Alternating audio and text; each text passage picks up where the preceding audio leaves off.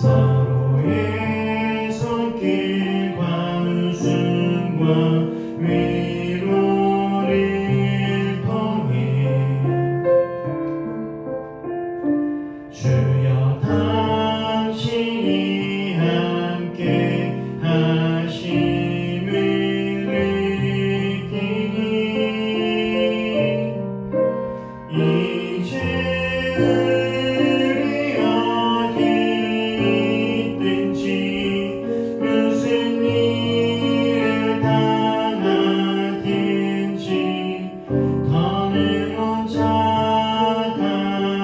하나님을 깨닫게 하소서. 기도하겠습니다. 사랑의 주님, 주님께서 우리 삶의 주인이심을 이 시간 고백하며 주님과 함께 살아야 우리가 아름답고 의미 있는 인생을 살 수 있음을 결단하고 고백하며 이 시간 주님께 나아갑니다.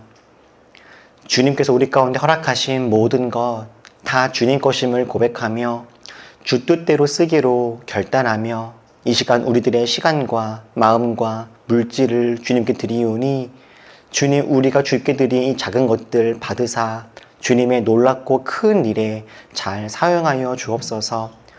우리들 한 사람 한 사람 하나님 앞에 붙들린 바 되어서 의미 있고 풍성한 삶을 잘 살아내게 하시고 우리들로 말미암아 우리 각자뿐만 아니라 우리가 처해져 있는 자리, 상황, 공동체들을 살리며 세우는 보람있고 아름다운 삶 잘 살아낼 수 있도록 주님께서 인도하여 주옵소서.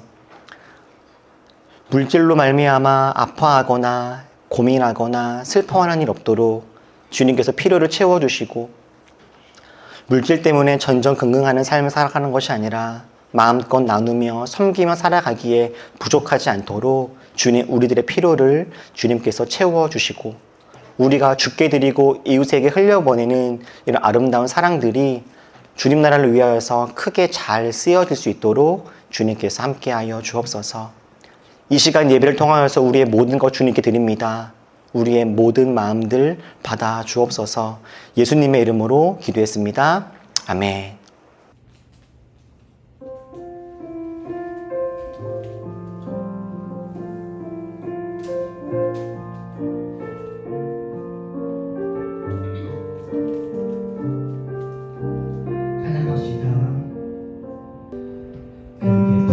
속을 걷고 있을 때 비바람을 마주해야 할 때 불빛조차 보이지 않아도 그대 혼자 걷지 않을 거예요. 그대 폭풍 속을 걷고 있을 때 이 바람을 마주해야 할 때 불빛조차 보이지 않아도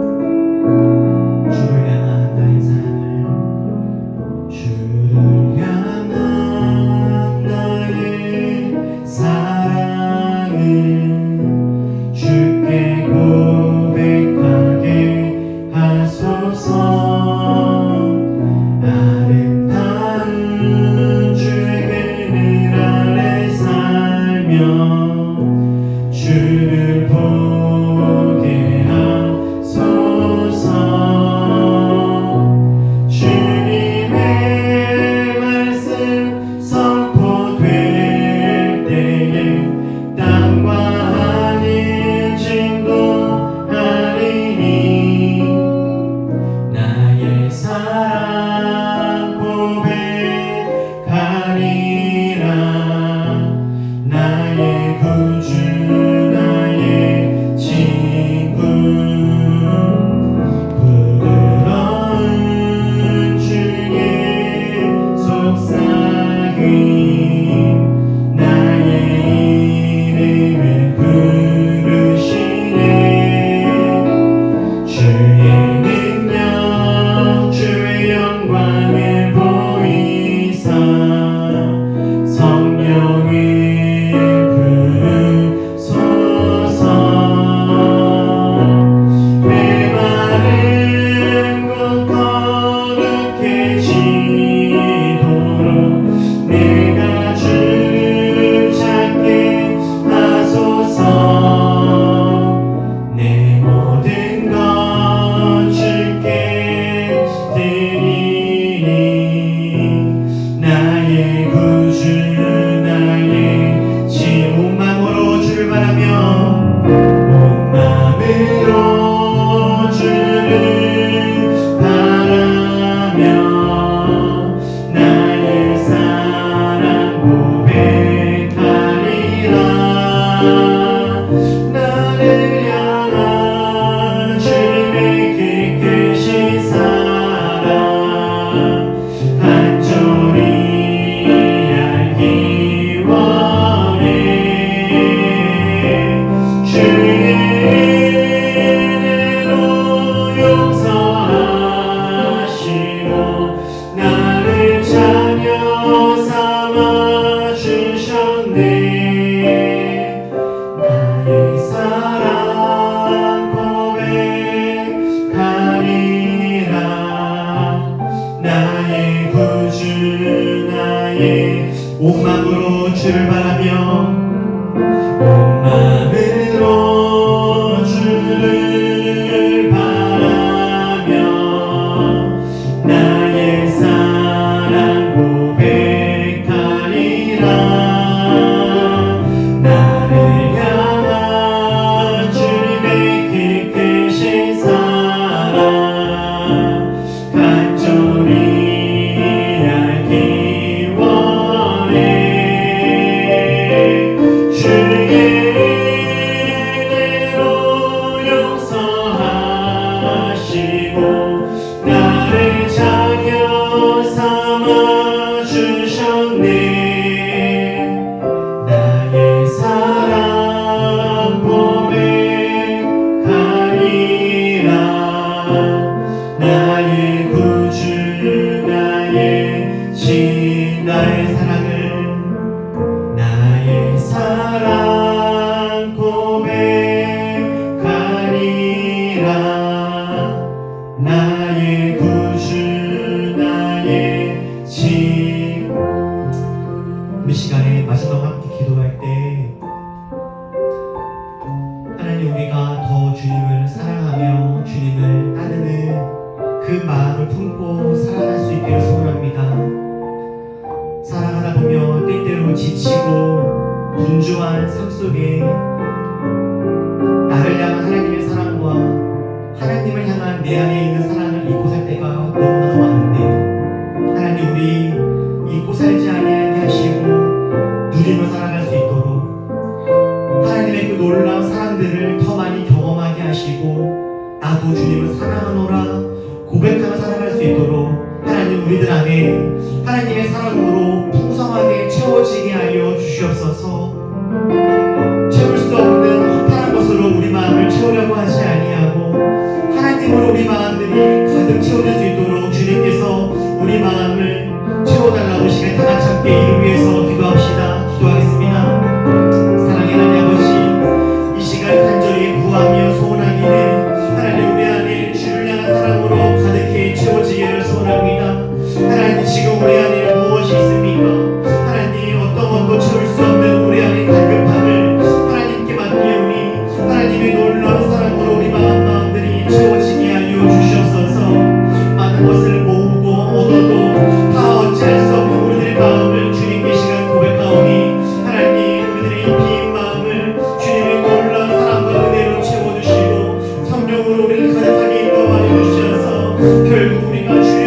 말미암아 만족하며 주님으로 말미암아 감사하며 주님으로 말미암아 풍성한 삶을 잘 살아 누릴 수 있도록 하나님 도와줘 주시옵소서. 다른 사람과 나를 비교하지 아니하며 그 어떤 것으로도 우리를 비교하지 아니하며 하나님 그런 풍성하고 아름답고 지혜로운 삶 잘 살아낼 수 있도록 하나님 안에서 우리가 자족하며 만족하며 감사하며 살아갈 수 있도록 하나님 우리 안에 있는 모든 아픔과 어려움들을 주님 만져주시고 새롭게 하주셔서 결국 우리가 주님으로 말미암아 내가 있는 이 자리에서 기쁨과 아름다움을 누릴 수 있도록 주님께서 도우시고 함께 하여 주옵소서.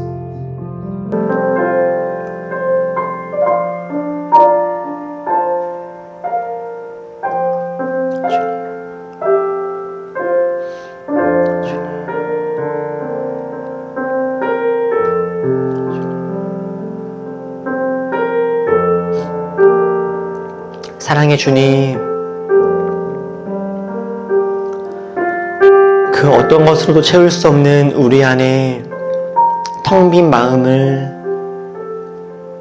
주님의 놀라운 사랑과 은혜로 가득 채워주셔서 결국 주님으로 말미암아 우리가 만족하며 기뻐하며 서로 사랑하며 풍성한 삶을 잘 살아 누릴 수 있도록 주님께서 이 시간 우리 안에 오셔서 우리를 새롭게 하여 주시옵소서. 우리 삶을 돌아볼 때 때로는 불안하고 막막하고 어찌할지 모르겠는 수많은 상황들이 우리 식사 가운데 있지만 이 시간 우리 눈을 열어서 이 시간 주님 바라보니 하나님 우리 주님 안에서 안전하다 느낄 수 있게 하시고 하나님 안에서 기쁨을 노래하게 하시며 주님께 받은 이 사랑과 은혜들을 우리 주위에 잘 흘려보내며 살아갈 수 있도록 주님께서 함께하여 주옵소서. 여전히 우리 주위에는 힘이 들고 어려워 하나님 아니면 어찌할 수 없는 그런 많은 아픔 가운데 있는 이들이 있음을 기억하며 그들을 위하여 기도하오니 하나님의 놀라운 사랑이 세상 곳곳으로 잘 흘러가게 하시고 전쟁과 기근과 가난과 폭력 속에 슬퍼하고 있는 모든 이들이 하나님의 은혜와 사랑 안에서 다시 한번 온전한 쉼을 누릴 수 있도록 하나님 나라가 이 땅 가운데 속히 오게 역사하여 주옵소서. 이 시간 우리들 주님 말씀을 듣습니다. 삶의 방향이 주님 말씀 안에서 새롭게 세워지게 하시고 우리들의 갈 바가 알려질 수 있도록 인도하시며 하나님 안에서 새 힘 얻고 돌아가는 복된 시간 될 수 있도록 주님 이 시간 함께하여 주옵소서. 주님께 모든 것 맡기며 예수님의 이름으로 기도했습니다. 아멘.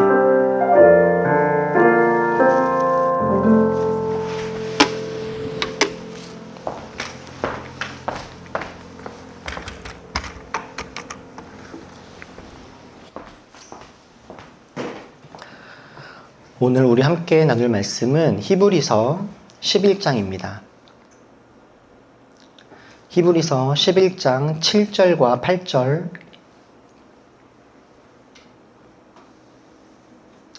8절을 같이 보겠습니다. 히브리서 11장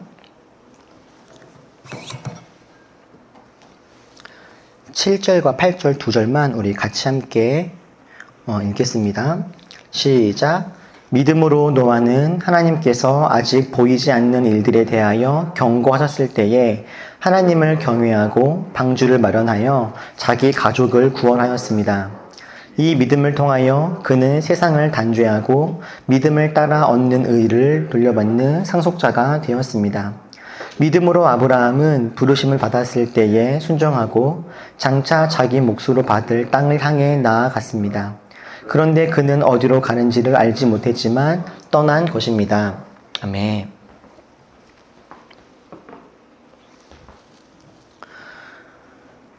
성경에서 하나님 보시기에 좋은 사람을 생각해 보자면 빠지지 않고 등장하는 인물이 아마도 노아일 것이고 또 아브라함일 것입니다. 오늘 우리가 읽었던 이 두 본문에 나오는 두 사람은 모두 이 믿음장이라 불리우는 히브리서 11장에 소개될 만큼 수천 년 동안 기독교 역사에서 손에 꼽힐 만큼 대표적으로 믿음이 좋은 사람들이다라고 소개되어지는 사람들입니다. 이런 노아와 아브람 사이에는 몇 가지 공통점이 있습니다. 방금 말씀드린 대로 노아와 아브라함은 둘 다 모두 하나님께 칭찬받은 사람들입니다. 이 두 사람 모두 다 하나님을 잘 믿고 따랐습니다. 이 두 사람 모두 죄악이 가득한 시대를 살았던 사람들이며 하나님께 곧 이 땅에 심판이 임할 것이다 라고 하는 이런 무거운 이야기를 들었던 사람이기도 합니다. 노아는 하나님께 이 땅에 홍수로, 비로, 물로 심판이 임할 것이다 라고 하는 이야기를 들었었고, 아브라함은 불과 유황으로 소돔과 고모라가 멸망될 것이라고 하는 그런 이야기를 들었었죠. 그리고 노아도 아브라함도 하나님이 세상을 심판하셔야 했을 만큼 이렇게 패역한 그런 시대에 끝까지 믿음을 잘 지키면서 살았던 바로 그런 사람입니다. 사실 성경을 봤을 때 이 자기가 살아가고 있었던 이 자신의 세상이 심판받아서 멸망당하는 것을 직접 경험한 사람은 이 노아와 아브라함을 제외하면 많지 않죠. 그런데 저희는 이렇게 노아와 아브라함을 하나님 안에서 참 대단하고 믿음이 있는 사람이다라고 우리는 이렇게 알고 있는데, 저희 기독교인들처럼 구약을 경전으로 삼고 있는 이 유대교에서 적지 않은 유대인들과 또 이 유대인들 중에서도 이 성경을 잘 공부하고 가르치는 유대인 랍비들을 보면 이 노아를요 긍정적으로만 보지는 않다 싶습니다. 종교계의 노벨상이라고 불리우는 템플턴 상을 수상하고 영국에서 최고 랍비를 22년간 역임했던 유대인 랍비 중에 조너선이라고 하는 랍비가 있습니다. 근데 그가 쓴 책 중에 랍비가 본 창세기라는 책이 있어요. 이 유대인 랍비들도 구약을 경전으로 여기기 때문에 깊이 연구하고 공부하는 사람들인데, 이 사람이 쓴 이 글을 보면 노아와 아브람 사이에는 중요한 차이가 한 가지 있다라고 이 사람이 소개합니다. 노아와 아브람 사이에 차이점이 있다라고요. 여러분, 노아와 아브람 사이에 어떤 차이점이 있다라고 생각이 드십니까? 노아와 아브람 사이에 어떤 차이가 있냐 하면 이 사람이 주장하기를 세상에 심판이 임할 것이다 라고 하는 이야기를 들었을 때 반응이 달랐다라고 이야기해요. 여러분, 하나님께서 노아에게 세상이 임할 것이다 라고 말씀하셨을 때, 노아가 그 이야기를 들었을 때 노아는 하나님께 어떻게 반응했나요? 노아는 하나님께 어떻게 대답했습니까? 노아가 무슨 말 했는지 여러분 기억나십니까? 하나님께서 너와 너의 가족을 위해서 방주를 만들어라 라고 했을 때 노아는 그 이야기를 듣고서 하나님께 어떻게 반응했나요? 실제로 정말 비가 내리기 시작했을 때 노아는 하나님께 뭐라고 응답했습니까? 여러분 어떻게 기억나십니까? 기억나는 게 없으시죠? 여러분이 성경을 안 읽어서가 아니라 노아가 아무 말도 하지 않았기 때문입니다.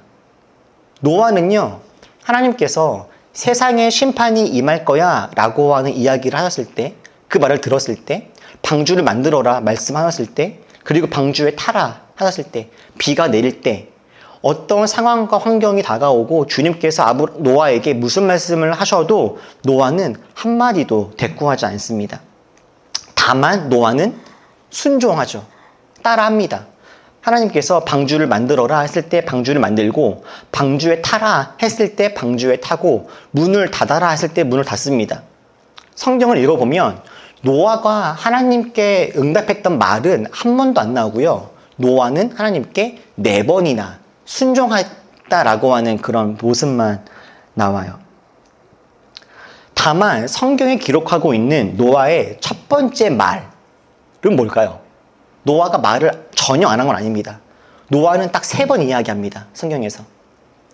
그 중에 노아가 가장 먼저, 그리고 오랜 시간 침묵하다가 드디어 뱉었던 말, 성경이 기록하고 있는 말이 뭐냐면 자기가 술을 먹고 취해서 하체를 다 벗고 있는 그 모습을 아들 가나안이 보고 다른 형제에게 아버지가 벗고 있습니다, 취했습니다 이렇게 이야기를 하는데 가나안이 자신의 형제들에게 그 이야기를 했다라고 해서 노아는 그 자녀를 저주합니다.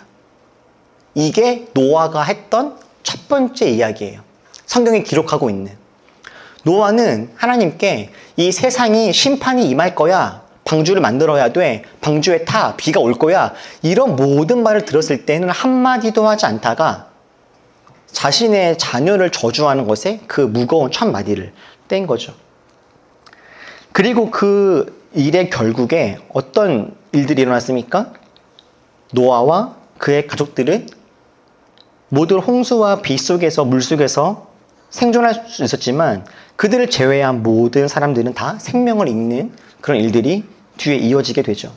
근데 반면에 소돔과 고모라가 멸망할 것이라고 하는 이야기를 들었을 때 아브라함은 노아와는 다른 반응을 보입니다.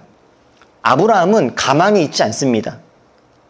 아브라함은 하나님께 가까이 나아갔다라고 합니다. 그리고 하나님께 제안을 합니다. 이건 여러분들도 기억나시죠? 아브라함이 소돔과 고모라가 이제 멸망할 거야 라고 하는 이야기를 들었을 때 아브라함은 하나님께 어떤 제안을 합니까? 이거 기억나시죠? 어떻게 하죠, 아브라함이? 아브라함이 그렇게 말하죠. 하나님께, 주님께서 의인을 기어이 악인과 함께 쓸어 버리시렵니까? 만약에 저 성 안에 의인이 50명이 있으면 어떻게 하시려고 그러십니까? 살려주셔야죠. 45명이 있으면 어떠실 겁니까? 안 됩니다, 주님. 살게 해주세요. 30명이 있으면, 20명이 있으면, 10명이 있으면 어떻게 하실 겁니까? 아브라함은 하나님께서 소돔과 고모라를 멸망시키겠다 말씀을 하시는 바로 그때 하나님, 안 됩니다. 그곳에 의인이 있다면 살게 해야 됩니다. 이렇게 하나님께 또 다른 제안을 드리는 겁니다. 감히 사람이, 감히 하나님께 하나님이 이미 결심하시고 하겠다라고 했던 그 일에 대해서 지금 딴지를 걸고 있는 것이죠. 그런데 더 놀라운 사실은 하나님은 그런 아브라함의 말을 다 들어주셨다라는 겁니다. 하나님은 아브라함을 교만하다라고 말씀하시는 것이 아니라 아브라함이 그렇게 사람들을 살리고자 애를 쓰는 그 모습을 기쁘고 이쁘게 보셨습니다. 그래서 그 결과 노아와는 조금 다른 결과를 아브라함은 얻습니다. 소돔과 고모라 땅에 불과 유황으로 모든 것이 다 심판될 바로 그때 하나님은 아브라함을 기억하십니다. 그래서 하나님은 롯을 살리시죠. 원래는 소돔과 고모라 땅에 있는 모든 사람들이 다 불과 유황으로 심판을 받게 될 바로 그 상황에 하나님은 아브라함을 기억하시고 거기에 있는 롯을 살게 하시는 겁니다. 노아의 시대 때에는 모든 사람이 다 죽고 생명을 잃게 되었지만 아브라함이 하나님께 제안하고 이야기했을 바로 그때 하나님은 살게 하시고 새롭게 하시는 일들을 행하셨던 거예요. 그리고 아브라함으로부터 이삭이 나오고 이삭에게서 야곱이 나오고 야곱에게서 이스라엘의 12지파가 시작이 되죠. 그리고 아브라함의 이 믿음은 수천 년이 지나서 지금 저희들에게까지 이렇게 다가오고 있습니다. 여러분, 노아와 아브라함의 이 차이가 무엇입니까? 청파교회를 담임하셨던, 이제는 원로 목사님이셨던 이 김기성 목사님은 고백의 언어들이라는 책에서 제가 조금 전 말씀드렸던 이 유대인 랍비의 이 해석을 인용하시면서 노아에게는 없고 아브라함에게 있는 것, 아니 아브라함에게는 나타나지만 노아에게는 나타나지 않은 것, 그러니까 노아에게도 이 마음이 있었을 수도 있지만 성경이 기록하고 있지 않은 것, 그래서 우리가 성경을 아무리 보아도 노아의 마음을 확인할 수 없는 것, 이것이 무엇이냐면 다름 아닌 타인에 대한 사랑, 이웃에 대한 책임감이라고 정의합니다. 두 명 다 하나님을 잘 믿었고 하나님께서 이렇게 하라 말씀하실 때 순종하는 사람들임에는 분명합니다. 아브라함도 노아도 하나님께서 이렇게 살아가라, 이 길로 가라, 이것을 해라 말씀하셨을 때 두 명 다 모두 그 뜻에 잘 따랐고 순종하는 사람들이었다라는 거예요. 그러나 아브라함에게는 있지만 노아에게는 드러나지 않는 것, 보이지 않는 것, 바로 타인에 대한 책임감이라는 거죠. 세상이 다 물로 멸망할 거야. 방주를 지어야 돼. 방주를 타야 돼. 비가 내릴 거야. 이제 이 세상에 있는 모든 사람들은 다 물에 잠길 거야. 이런 이야기를 들었을 때 노아는 순종하지만 그 순종하는 것 이외에 어떤 것도 행하고 있지 못했다라는 거죠. 결국에 노아는 자신과 자신의 가족은 구원합니다. 그러나 노아는 자신과 자신의 가족 이외에는 그 어떤 것도 구원하지 못합니다. 더 안타까운 것은 비록 자신과 그 가족은 홍수라고 하는 대재앙에서 살아남기는 했으나 그 이후에 행복하게 살아갔다라고 보기는 좀 어려울 것 같아요. 조금 전에 말씀을 드렸던 것처럼 노아는 술을 먹고 하체를 드러내며 추위에 있었고 그걸 보고 이야기했던 아들을 저주합니다. 제가 몇 번 이야기를 드렸던 것처럼 많은 학자분들은 노아가 홍수 이후에 어떤 그런 대재난의 트라우마 속에서 어려움과 아픔을 겪었을 것이다 이렇게 이야기하기도 합니다. 그리고 그 어떤 근거와 결과로 제시하는 것 중에 하나가 뭐냐면 여러분 창세기에서 노아 사건 다음에 나오는 사건이 무엇이죠? 노아 다음에 나오는 거? 노아 다음에 뭐가 나옵니까? 어떤 이야기가? 바벨탑 이야기가 나오죠. 노아 사건이 나오고 그 다음에 바벨탑 이야기가 나오고 바벨탑 다음에 뭐가 나와요? 누구 얘기? 아브라함의 이야기가 나옵니다. 단순하게 성경에 나와 있는 연대기를 단순하게 산술적으로 계산을 하면 바벨탑 사건은요, 노아가 생존하고 있을 때 일어났을 거라고 계산이 가능합니다. 이것이 우리에게 어떤 의미를 주냐면 노아는 분명히 하나님으로 말미암아 순종하고 자신과 자신의 가족들을 살리는 사람이긴 했으나 홍수 심판이 일어나고 불과 몇 세대가 지나지 않아서 이 땅에 있는 많은 사람들은 다 하나님을 기억하고 있지 않거나 하나님을 기억하고 있다 할지라도 하나님을 두려워하지 않고 하나님을 잘 따르고 있지 않았다라고 하는 것을 의미해요. 다시 말하면 노아는 분명히 순종하고 주님을 잘 따르는 사람이었으나 노아는 그 어떤 사람에게도 하나님의 영향력들을 발휘하지 못했다라는 거죠. 노아가 했던 유일한 일은 자신과 자신의 가족을 홍수로부터 구한 것, 거기까지인 겁니다. 비가 올 때 방주 안에 있었기에 비록 자신과 자신의 가족들은 살았다 할지라도 누군가 죽어간다면 혹시 이 방주 밖에 어떤 사람이 살아있을지도 모른다면 아니 설령 모두 죽었을 것이다 라고 할지라도 그들을 살리고자 하는 간절한 마음이 우리 마음에 있어야 하는 것이 아닐까? 그런데 노아는 왜 그렇게 하지 못했을까? 이렇게 평가하는 것이 많은 이 유대인들과 랍비들의 평가이었던 것이죠. 심지어 이 노아의 방주가 아라랏산에 머물러서 이제는 노아가 비둘기들을 보내서 이 땅에 물이 다 말라 있음을 확인했던 그 이후에도 저희가 지난번에 말씀을 나누었던 것처럼 노아는 밖으로 빨리 나아가질 않죠.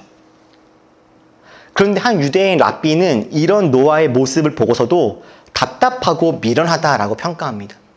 혹시 방주 밖에 혹시라도 누군가가 살아있으면 어떡하나라고 하는 그런 애끓는 마음이 노아에게는 전혀 보이지가 않고 오직 두려움과 공포로 물들어서 아무것도 하지 못하는 그런 답답한 모습이 노아에게 있다. 이런 이야기를 하는 거죠. 저는 이 유대의 랍비와 이것을 인용하신 김기성 목사님의 이 해석과 지금까지 이야기했던 이 노아에 대한 평가에 대해서 저도 많은 부분 공감하고 인정하게 됩니다. 마치 군인이 물에 빠진 사람을 보았는데 갑자기 핸드폰을 꺼내서 들더니 상관에게 전화를 하는, 연락을 해서 제가 저 사람을 지금 구할까요 말까요? 라고 물어보는 뭐 그런 상황과 같다라고 하는 거죠. 여러분 물에 빠진 사람을 보았다면 어떻게 됩니까? 당장 뛰어들어서 구해내야죠. 이 사람이 전과가 있는지 없는지, 구해도 되는 사람인지 아닌지를 판단하는 것이 아니라 누군가가 위험에 빠지고 아파하고 어려워하고 있다면 뛰어들어서 그 사람을 건져내야 되는데 노아는 그런 마음이 없더라 라고 하는 거예요. 그래서 이러한 모습을 보고 아까 말씀드렸던 유대 랍비 조너선은 이런 말을 합니다. 재앙의 폐허를 재건할 때에는 허락을 기다리지 말아라. 위험을 감수하고 앞으로 나아가라. 믿음은 순종 이상의 것이다. 그것은 창조하는 용기다. 라고요. 여러분, 분명 노아는요, 하나님께 신실했고 하나님 말씀에 순종했던 사람이 맞습니다. 죄악이 가득한 그때에 죄를 짓지 않았고 오랜 시간 하나님의 뜻에 따라 살아간 것, 이거 얼마나 귀한 일입니까? 노아가 그 당시의 모든 사람들 중에서 가장 의인이었다라고 하는 것은 부정할 필요도 없습니다. 성경에 기록하고 있으니까요. 노아는 분명 하나님 말씀에 순종하는 사람임에는 분명합니다. 그러나 여러분, 순종만으로는 충분하지 않다라는 거예요. 주님께서 명하신 일을 하고 주님의 지시에 따르는 것만으로는 충분하지 않다라는 거죠.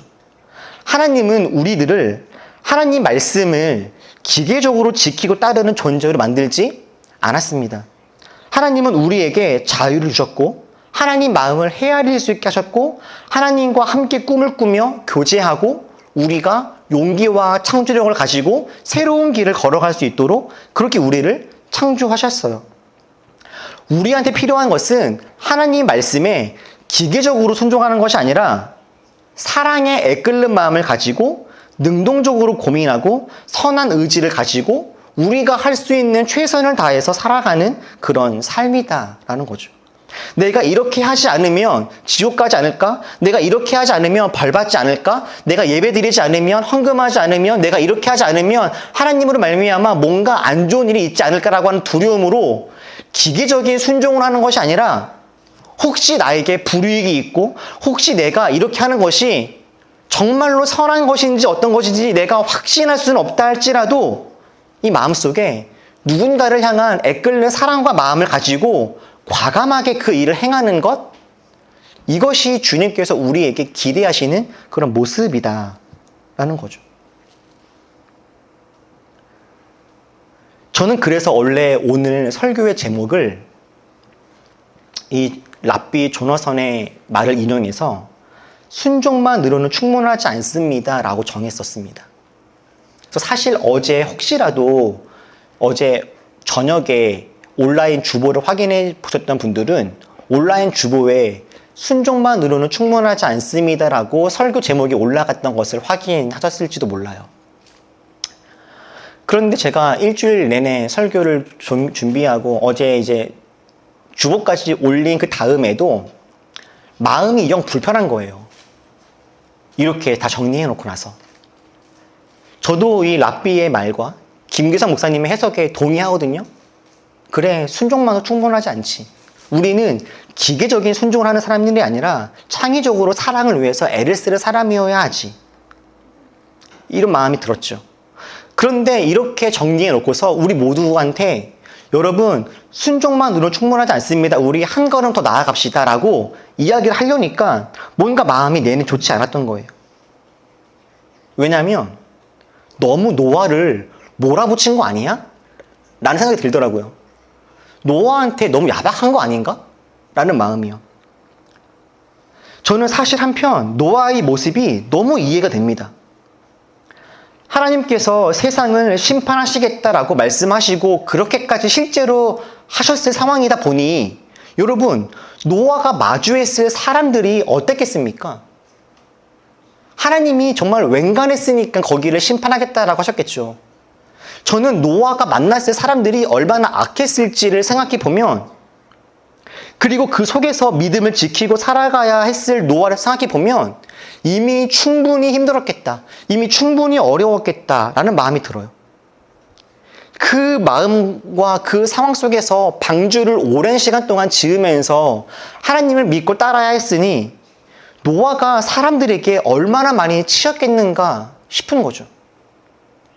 어쩌면 노아도 사람들에게 치이고 사람들의 그런 거짓되고 폭력적이고 음란하고 그런 모습들을 보면서 정말 치를 떨면서 정말 노아 마음에도 사람들을 향한 거룩한 분노, 마땅히 일어나게 되어지는 분노가 일어나지 않았겠습니까?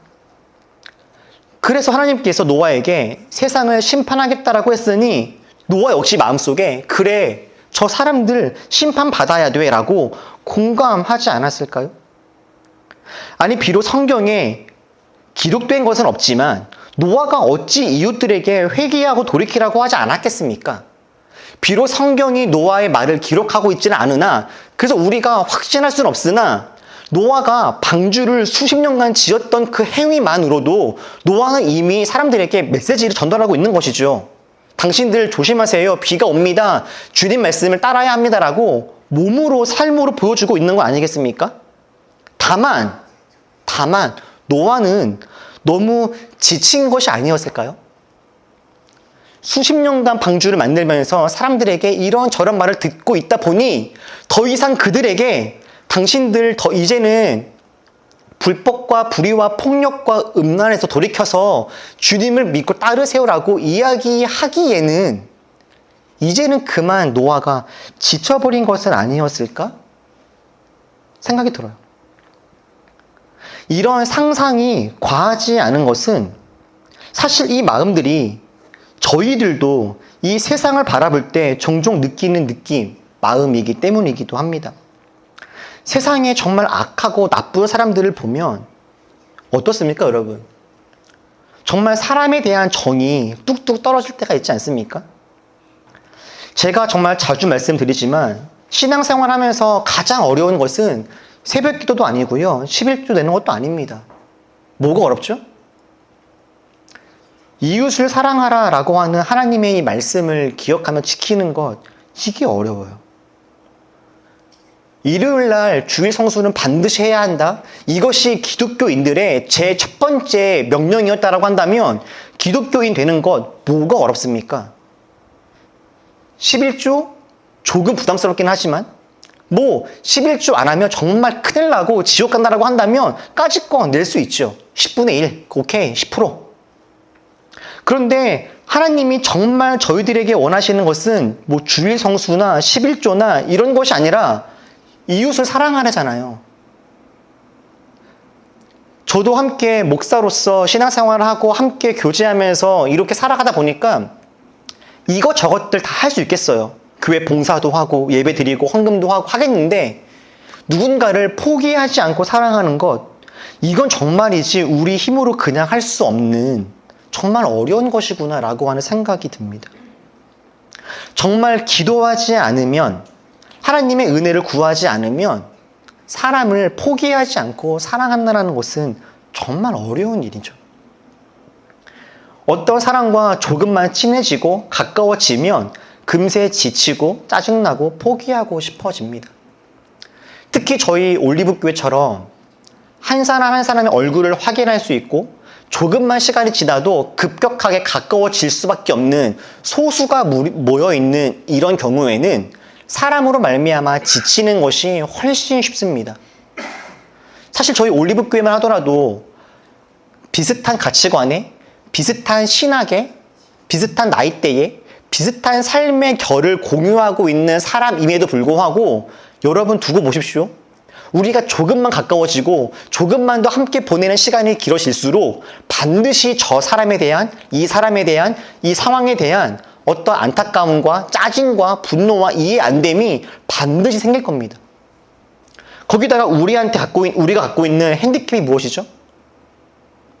누군가가 마음에 안 들 때 우리는 도망칠 데도 없어요. 제가 신앙생활하고 목회하면서 자주 들었던 이야기 중에 하나가 목사님, 셀 바꾸고 싶어요. 목장 바꾸고 싶어요. 이거거든요. 우리는요, 바꿀 수가 없어요. 셀이 하나니까. 전체가 모이는데 어디서 바꿉니까? 우리가 서로 싸우지 않고 잘 지낼 수 있는 방법도 한 가지가 있긴 있죠. 뭐가 있죠? 우리가 안 싸우고 잘 지내려면? 셀 모임 안 하기 너무 좋은 방법입니다. 서로 말을 듣지 않고 서로 깊이 교제하지 않고 교회 가끔 나오고 예배드리고 집에 돌아가고 진실한 관계를 맺지 않으려고 하면 우리는 싸우지 않을 수 있습니다. 예배 드리고 끝나면 빨리 가고 그렇게 적당히 관계 맺으면 싸우지 않죠. 그런데 언제 문제가 생겨요? 조금 더 애정을 가지고 누군가를 돌아보려고 하고 사랑을 주려고 하고 주님 안에서 이 공동체를 정말 이웃사랑이 있는 공동체로 한번 내가 만들어 보려고 애를 쓰는 그 순간 우리는 바로 지치고 짜증나고 분노를 경험할 수 있게 될 겁니다. 저는 노아의 이 모습에서 엘리야의 모습도 보입니다. 하나님께 순종하여서 아합과 이세벨이라고 하는 아주 악한 권력자와 영적인 싸움을 하다가 승리했던 이스라엘의 정말 아주 위대한 선지자 엘리야. 이 엘리야도 아합과 이세벨과 영적인 싸움을 한 그 다음에 지치고 힘들어서 로뎀나무 아래에 가서 하나님께 이렇게 말하죠. 하나님, 저 그만 죽고 싶습니다. 저 그만하고 싶어요. 이렇게 해요. 여러분, 믿음의 선한 싸움을 싸우다 보면 누구나 지치고 누구나 포기하고 싶어지는 순간들이 오는 것이죠.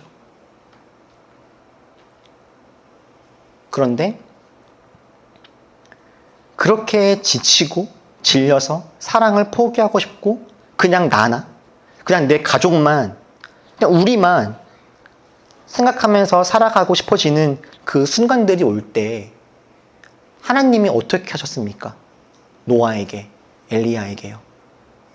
하나님은 노아에게 무지개를 보여주셨죠. 저는 이 무지개가 노아야 걱정하지 마. 비가 와서 너가 죽지 않을 거야 라고 하시는 그 이상의 의미가 담겨 있다는 생각이 들어요. 단순히 노아에게 너는 죽지 않을 거니까 걱정하지 마. 저 무지개를 보면서 다시는 이 땅에 그런 심판이 임하지 않을 거라고 믿어라. 이렇게만 주신 것이 아니라 아주 큰 재앙과 아픔 이후에 두렵고 힘들어하고 있는 그 노아에게 하나님이 위로하신 게 아닐까 싶었어요. 로뎀나무에 쓰러져 있는 엘리야에게 주님이 오셔서 당장 일어나라 라고 말씀하시는 것이 아니라 주님이 어떻게 하십니까? 먹을 걸 주시고 쉬게 하시죠. 조용히 안아주십니다. 그리고 그 누구보다 크고 작은 어려움을 겪으면서도 끝까지 주님을 따라갔던 바울도 우리들에게 이렇게 권면을 합니다. 우리 이 말씀을 좀 같이 한번 읽어볼까요? 자, 시작. 선한 일을 하다가 낙심하지 맙시다. 지쳐서 넘어지지 아니하면 때가 이룰 때에 거두게 될 것입니다. 그러므로 기회가 있는 동안에 모든 사람에게 선한 일을 합시다.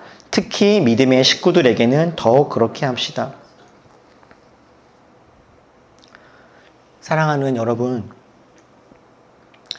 선한 일을 하다 보면 주님 뜻을 따라 살아가려고 우리가 마음 먹고 애를 쓰다 보면 반드시 지치고 쓰러지는 시간이 옵니다.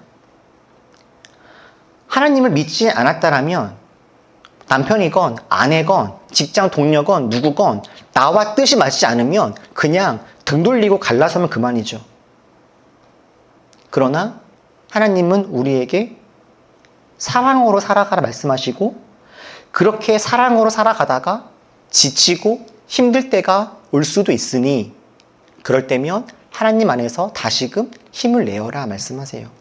힘든 일이 오지 않을 것이다 말씀하시는 것이 아니라 힘든 일은 올 거야, 어려울 거야, 지치게 될 거야. 그러나 그럼에도 불구하고 끝까지 그 길을 가라고 우리를 응원하시죠. 여러분, 죄를 짓지 않고 살아가는 것 정말 훌륭합니다. 일요일마다 나와서 예배드리고 각종 봉사를 하고 신앙생활을 이어가는 것 정말 대단한 일입니다. 하나님께서 하라고 하신 일에 네 하고 순종만 하는 것도 이건 역시도 아주 훌륭하고 대단한 일이죠. 그런데 우리들 오늘은 한 발만 더 내딛어 보면 좋겠습니다. 하나님과 이웃을 향한 사랑을 가지고 위험을 감수하고 사랑을 위한 길을 걸어가는 것 말입니다. 두려움 속에 혹시 하나님께 벌 받지는 않을까 하고 하는 걱정으로 최소한의 신앙생활을 해나가는 것이 아니라 하나님과 이웃을 향한 사랑을 가지고 하나님이 주신 자유 안에서 용기를 가지고 창조적인 삶을 살아내는 우리들 되기를 축복합니다.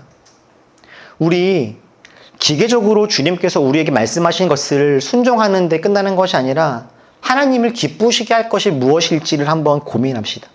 어떻게 하면 하나님을 내가 감동시킬 수 있을까? 어떻게 하면 우리가 세상을 변화시킬 수 있을까? 함께 상상하면서 살아갑시다. 정말 정 떨어지기 쉬운 세상이고 그런 문화이지만, 정말 가까이 가고 싶지 않은 사람들이 분명 있지만, 우리 이웃 사랑하기를, 누군가를 마음속에 품고 함께 교제하며 사랑하기를 포기하지 말고 끝까지 하나님 안에서 사랑을 붙들고 살아가는 우리 모두가 되었으면 좋겠습니다. 기도하겠습니다. 우리 시간 말씀을 기억하면서 함께 조용히 한번 기도하면 좋겠습니다. 죄를 짓지 않고 살아가는 것, 주님께서 하신 말씀에 순종하는 것, 정말 훌륭하고 좋은 일인데 우리 한 걸음 더 나아갈 수 있으면 좋겠습니다. 사랑하기를 포기하지 않고 하나님과 사람들을 우리 마음속에 두기를 주저하지 않으며 용기를 가지고 끝까지 사랑으로 살아가는 삶, 우리 그런 삶을 살아갈 수 있도록 주님께 구하며 우리 조용히 함께 한번 기도하시죠.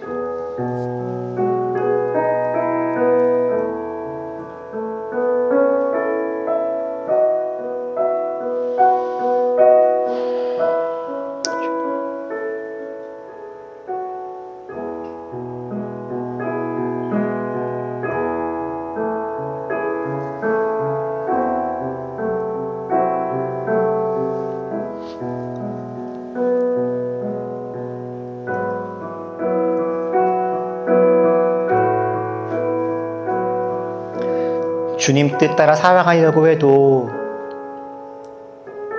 지치고 쓰러지기 너무 쉬운 그런 시대입니다. 하나님, 우리들 끝까지 주님 말씀 따라서 사랑하기를 포기하지 않으며 용기를 가지고 주님을 끝까지 잘 따라가는 우리 되게 하여 주옵소서. 우리 이런 마음을 가지고 함께 찬양하고 함께 소리내어서 기도하면 좋겠습니다.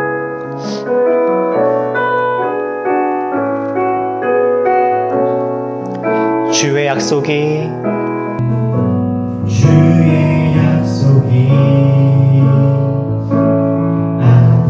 아득하여도 나의 자리를 힘써 지키리. 주의 마음에 합한 자 되어 그 길 기꺼이 나 걷게 하소서. 주의 계획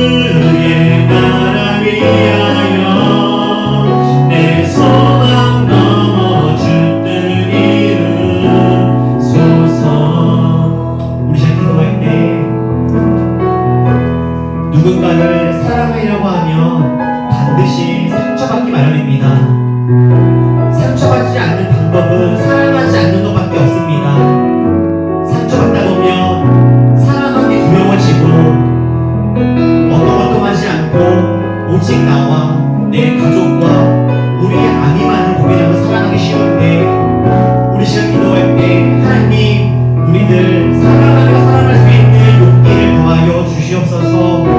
두려움 속에서 기계적으로 하나님을 믿는 것이 아니라 우리 용감하게 주님을 따라갈 수 있도록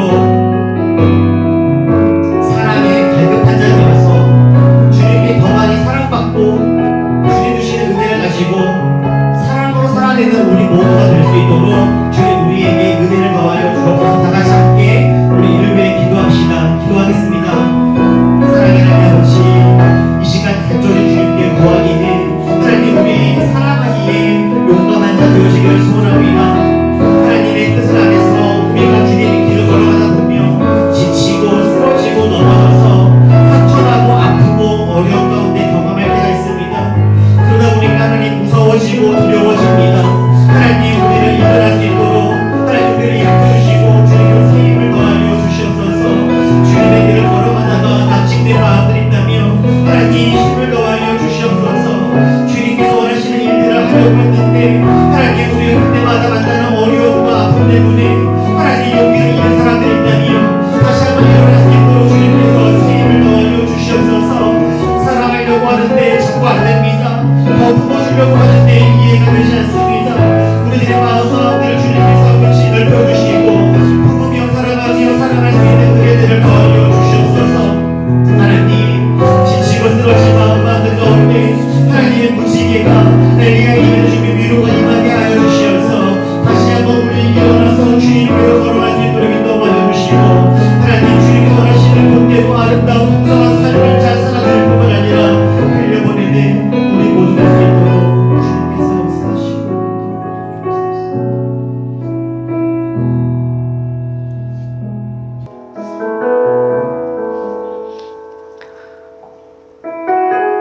상처나고 지치고 실패하고 넘어지는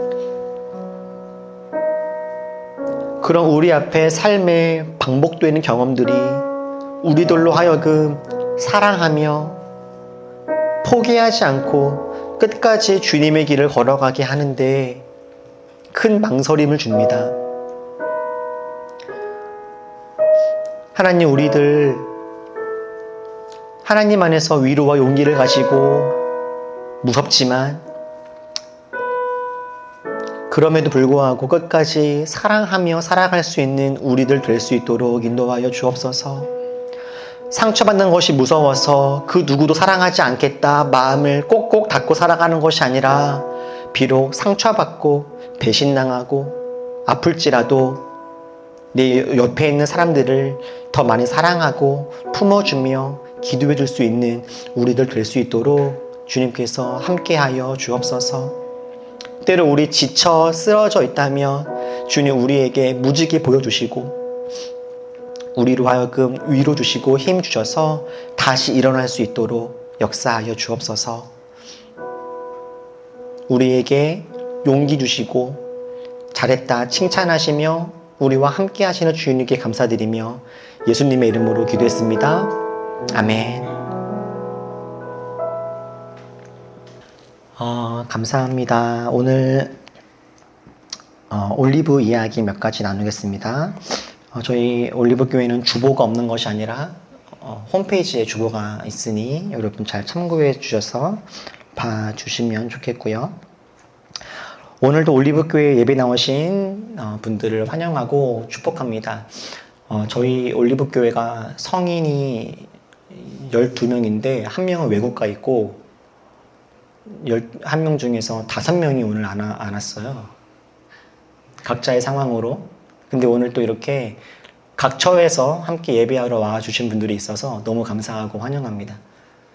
한번 와보신 분도 있고 처음 오신 분들도 있을 것 같은데 우리 올리버들 새로 오신 분들을 우리 환영할까요? 네, 우리 새로 오신 분들을 우리 축복합시다. 하나님의 사랑이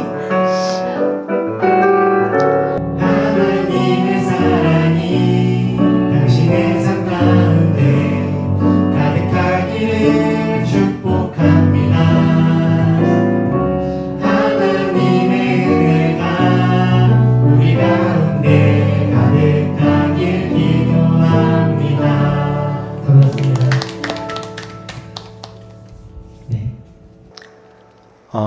저희 돌아오는 토요일 주일에는 저희 올리브교회가 전교인 여름 수련회를 갑니다. 안전이라고 하는 주제로 함께 저희가 말씀 나누고 서로 여러 가지 일들을 하려고 하는데요.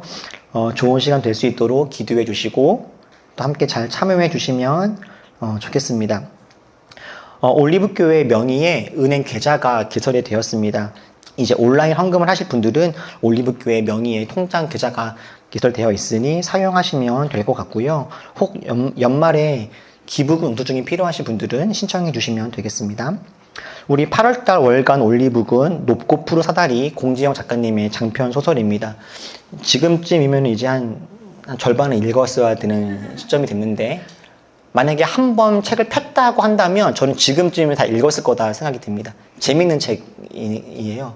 여러분들 잘 한번 읽어보셔서 우리 사랑과 우정과 사명과 인생과 또 죽음에 대해서 함께 잘 고민해 볼 수 있으면 좋겠습니다. 천주교 신부님들 이야기가 나오는데 요한과 미카엘과 안젤로 수녀님들이 등장하시거든요. 여러분들의 최애 캐릭터는 누구이신지도 함께 잘 나눌 수 있으면 좋겠어요. 네, 우리 이렇게 올리브 소식 마치고요. 다 일어나셔서 우리 페베송 찬양하심으로 예배를 마치도록 하겠습니다. 모든 날가 지나고 그가 빛을 발하니 쓰러져 가는 우리 영혼 주가 붙잡아주시니 쉬지 않으리 이 길에 끝이 있으니 한 걸음 한 걸음 주와 함께 걸으리 우리의 걸음이 끝나는 그날 매 순간 함께 하시니 우리 안아주시리 더 이상 눈물 없으니 당신의 나라 안에서 이제 영원히 주 품 안에서 우리 찬양하겠네. 우리가 늘 이 세상이 미련하다 해도 우리는 주가 보여주신 그 한 소망이 있으니 어둠의 조각조차 그곳에 별들이지 못해 당신의 나라에 우리 영원히 우리가 늘 이 길 세상이 미련하다 해도 우리는 주가 보여주신 그 한 소망이 있으니 어둠의 조각조차 그곳에 별들이지 못해 당신의 나라에 우리 영원히 거하네.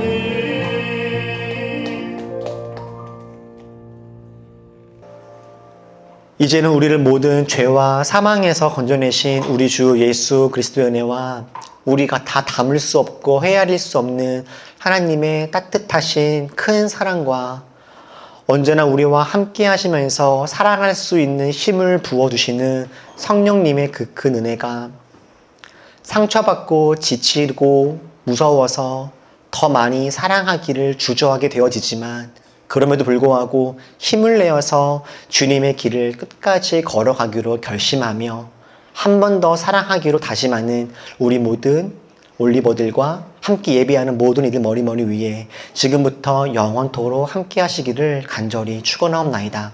아멘.